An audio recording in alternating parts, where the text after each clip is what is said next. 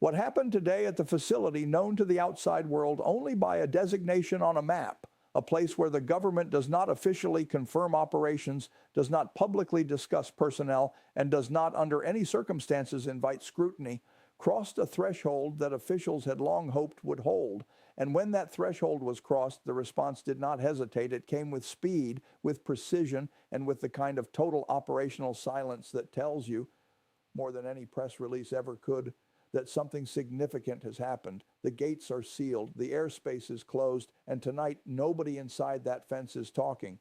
For months now, there had been signals, not from official briefings, not from congressional testimony, just signals, that the facility at the center of tonight's story was preparing for something unusual. This base has always been secretive, yes, but it has been methodically secretive in that secrecy.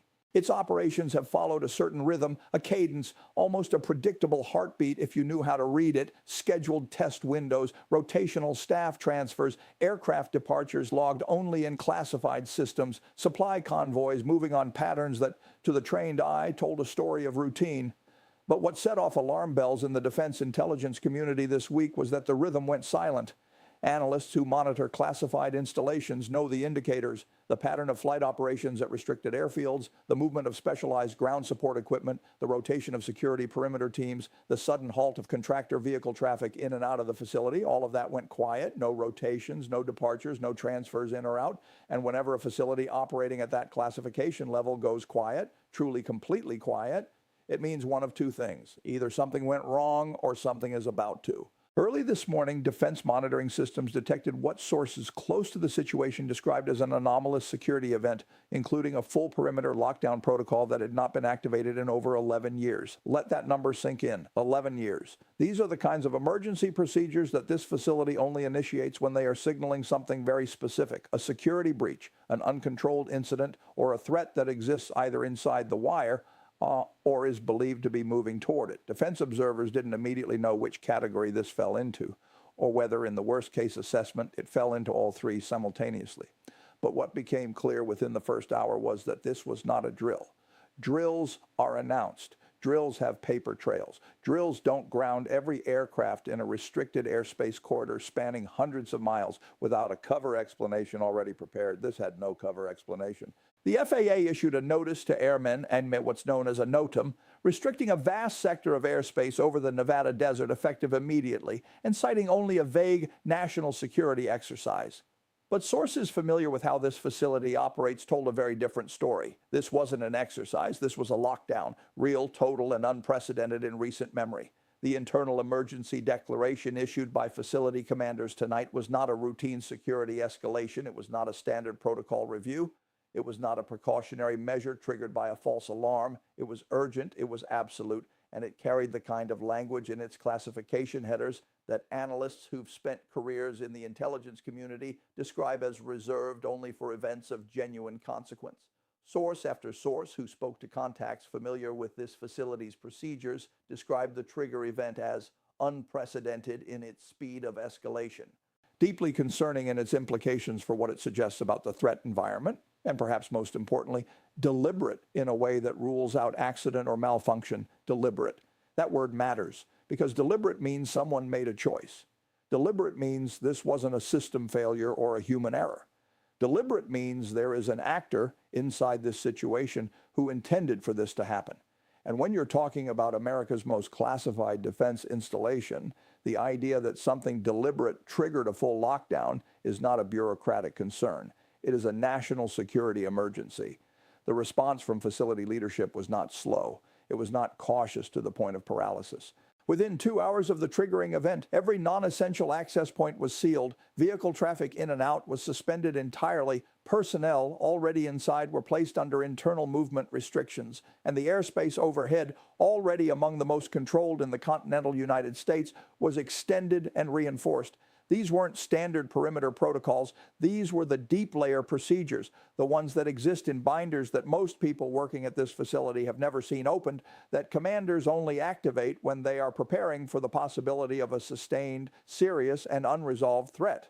Tonight, sources confirmed that security teams launched a comprehensive internal sweep of the facility's most sensitive sectors, including areas that had recently undergone what analysts believe was a classified systems upgrade tied to next-generation capabilities currently in development.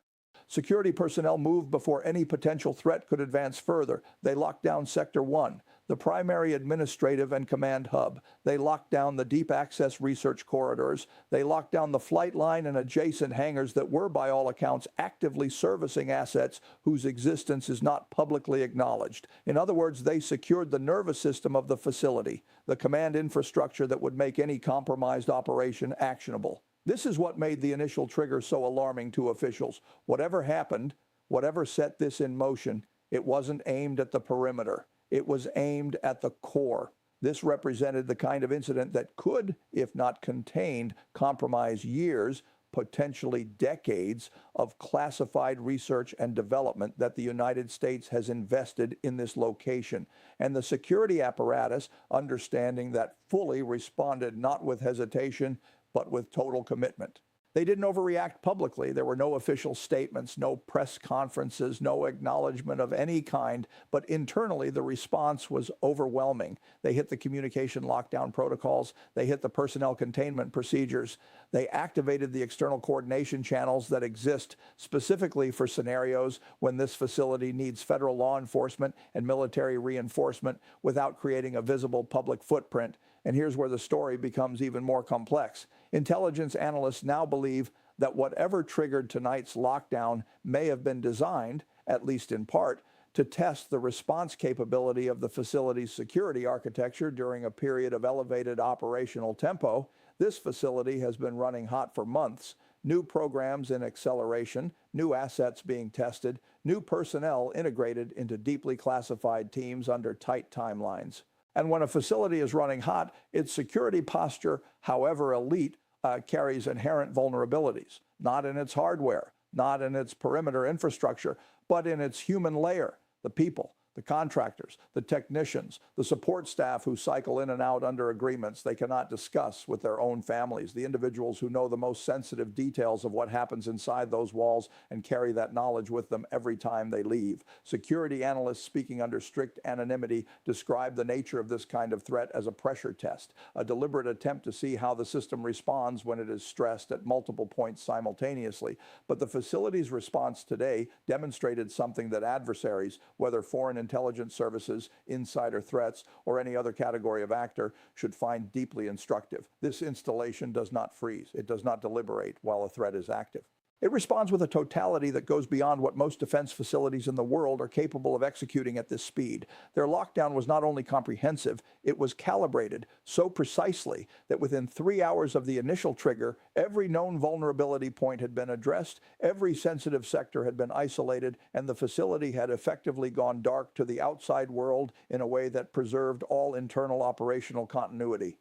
That matters because it shows this is not a facility caught off guard. It shows that years of preparation, contingency planning, tabletop exercises, classified drills that happen behind schedules nobody outside the wire ever sees, produced exactly the kind of response tonight that those preparations were designed to create. As reports continued filtering through intelligence and defense channels throughout the evening, we began to understand the true scale of what was put into motion tonight. Airspace control was extended to a radius not seen since a classified systems test went off nominal in the early 2000s, effectively creating a dead zone over a significant portion of the Nevada desert that civilian aviation had to reroute around without explanation. Ground-based radar installations that supplement the facility's own detection infrastructure were placed on active tracking status, a designation that means they are not passively monitoring but are actively querying anything that moves within their range.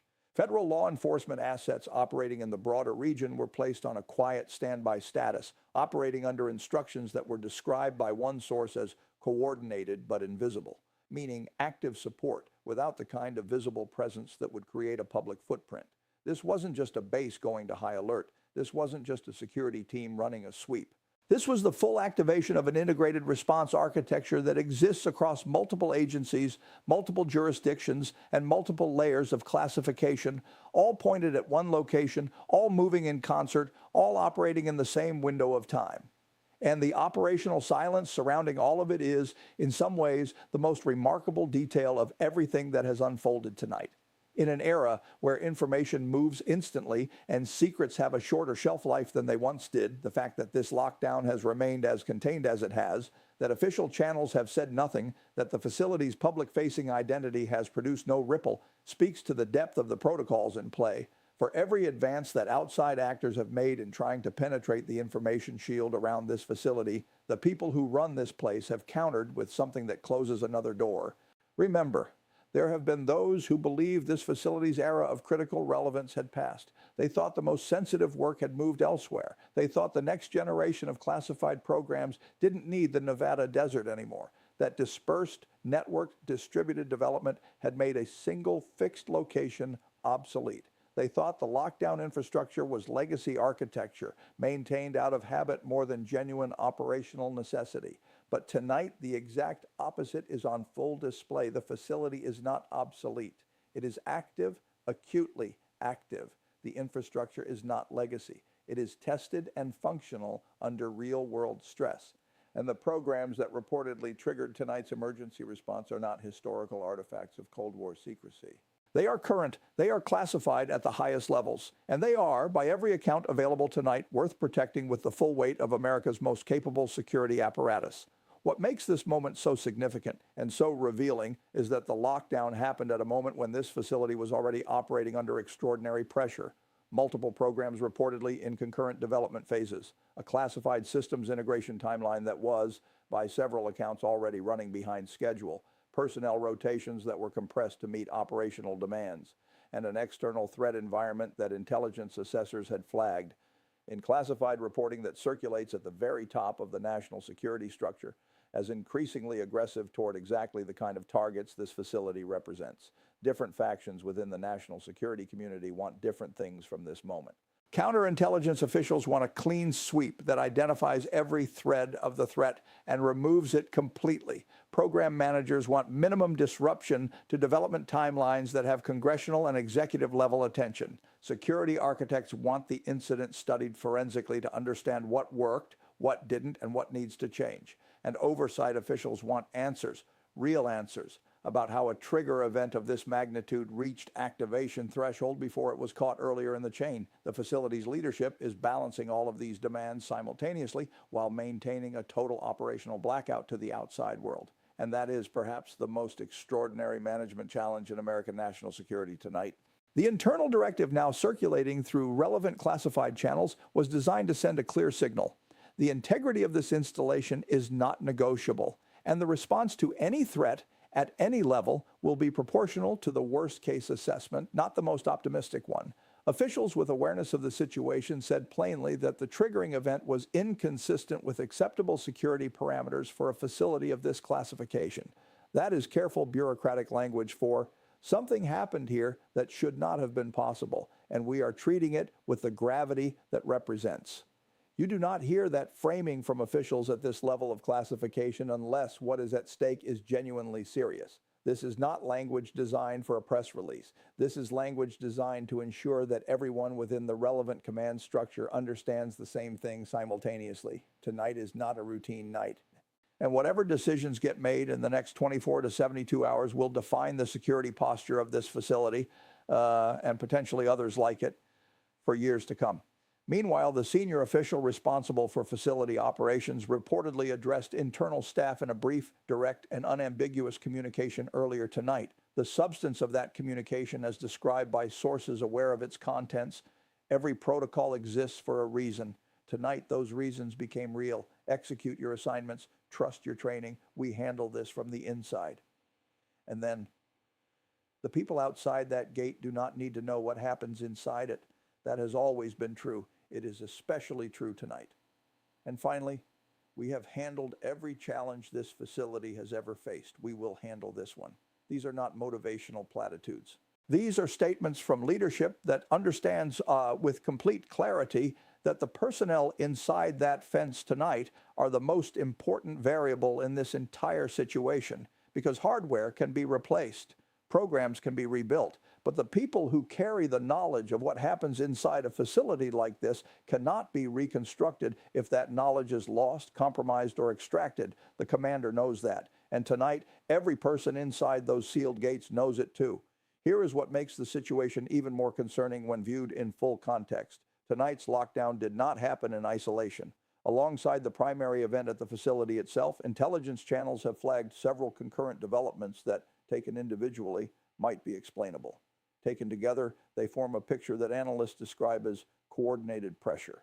A significant increase in surveillance overflights near classified airspace corridors in the western United States was logged in the past 72 hours, activity that defense tracking systems flagged, but that did not, on its own, trigger escalation.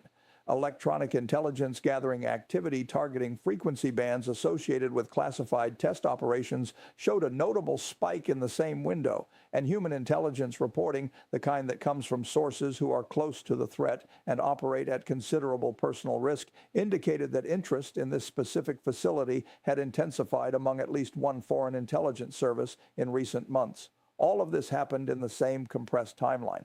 When multiple pressure points activate simultaneously around a target of this sensitivity, the professional assessment is not coincidence. The professional assessment is orchestration. Analysts tonight are working through several scenarios. One is that tonight's event was the culmination of a long-running intelligence operation against this facility, one that finally reached an action phase after a prolonged preparation period. Another is that what happened was an insider event, not necessarily malicious in origin, but a security failure rooted in the human layer of the facility's protection architecture that created a vulnerability someone exploited. A third possibility, the one that is generating the most serious concern among officials with access to tonight's full intelligence picture, is that the event was designed not to extract information, but to map the facility's response architecture, to learn how fast the lockdown comes, to learn what triggers it, to learn what the facility looks like from the outside when it activates its deepest protocols, because that knowledge, the knowledge of how this place responds to a threat, is itself a weapon in the hands of someone patient enough to use it. But tonight's response addressed that possibility directly. The facility did not follow a textbook lockdown sequence that could be documented and analyzed. They adapted in real time. They varied their response patterns. They did not give a clean, readable signature to anyone watching from the outside, which means if the goal was to map their response, they got a map of something that will never look the same way twice. What we are watching tonight is a test of institutional resilience. The threat, whatever form it took, wanted to see whether this facility could be rattled, whether its protocols would hold under real-world pressure, whether the human beings inside it would maintain discipline when the abstract suddenly became concrete. The facility wants to demonstrate to its own personnel, to its oversight structure, and to any actor watching that it cannot be destabilized by a single event, no matter how significant. The intelligence community wants to prevent tonight from becoming a data point in someone else's targeting cycle, and the national security leadership wants to prevent tonight from becoming the first chapter of a longer story, one that ends with the compromise of programs that represent some of the most consequential classified work the United States government is currently conducting. Those are not small stakes. Those are the stakes that, when you step back and see them clearly, explain why the gates are sealed, why the airspace is closed, and why the people who know the most about what happened tonight are saying the least. Tonight, we've heard from sources who are now monitoring the situation across multiple intelligence channels. They say the lockdown remains fully in effect with no indication of a planned drawdown in the immediate term, suggesting that whatever triggered the event has not yet been fully resolved or assessed. They say internal teams are working through a layered security review that will likely take days, not hours, to complete, and that the findings will be classified at a level that will prevent any meaningful public accounting of what occurred. And they say the facility's decision to execute such a complete and rapid lockdown is likely part of a broader institutional posture shift that was already underway before tonight. One intended to address the changing threat environment that classified installations like this one now face in an era of more capable, more patient, and more sophisticated adversaries. But here is what is also true tonight. The facility is intact. The programs inside it are, as best as can be assessed, secure. The personnel are safe, and the response, comprehensive, calibrated, and executed without a single public word, sent a message that required no press release, no official statement, and no acknowledgement of any kind. It sent a message simply by happening. The message, we are prepared, we respond completely, and we do not need you to know the details to understand the outcome. As the night goes on and tomorrow's daylight brings whatever it brings to this situation, we expect that the official silence will hold, because that is what this facility does, and that is what it has always done. But what we do know is that tonight's lockdown was not an overreaction. It prevented a vulnerable window from becoming an exploited one. It demonstrated that the investment in response architecture, the years of planning, the classified exercises, the protocols that exist in binders most people will never see, produced results under real conditions. And it reminded everyone paying attention that this facility, whatever its official designation, whatever its public non-presence, remains one of the most consequential pieces of America's national security infrastructure. What happens next will depend on what the investigation uncovers in the coming days. If the threat is found to have been contained before any material compromise occurred, tonight will be remembered as a successful stress test. Painful, serious, but ultimately a demonstration of capability. If deeper vulnerabilities are found in the course of the review, the people responsible for this installation have already shown tonight that they are not the kind of institution that discovers a problem and looks away. They have shown they are ready to respond to whatever comes, in whatever form it takes. And tonight, for the first time in a long time, the desert around America's most secretive base is genuinely, completely still. No aircraft overhead, no vehicles at the gate, no communications leaving the fence line that anyone on the outside can read, just silence, and a perimeter that is sealed tight against a world that officially doesn't even know this night is happening. But when a place like this goes quiet, it means the people inside are not standing down. They are working, they are investigating, they are deciding what tonight means and what tomorrow requires. Because tonight, whatever triggered this lockdown learned something that this facility has demonstrated over and over again across decades of classified operation. You do not get inside without consequence. You do not probe without a response. And you do not threaten what exists behind those gates without activating a level of institutional resolve that no amount of sophisticated planning fully prepares you for. This story is far from over. The investigation will take days. The full picture may take years to reach any kind of public light, if it ever does. But tonight, one thing is clear. America's most secretive installation was tested. It held. And it did so in a silence so total, so deliberate, and so complete that the silence itself is the loudest thing that happened today. We will be here watching every detail as the next phase unfolds.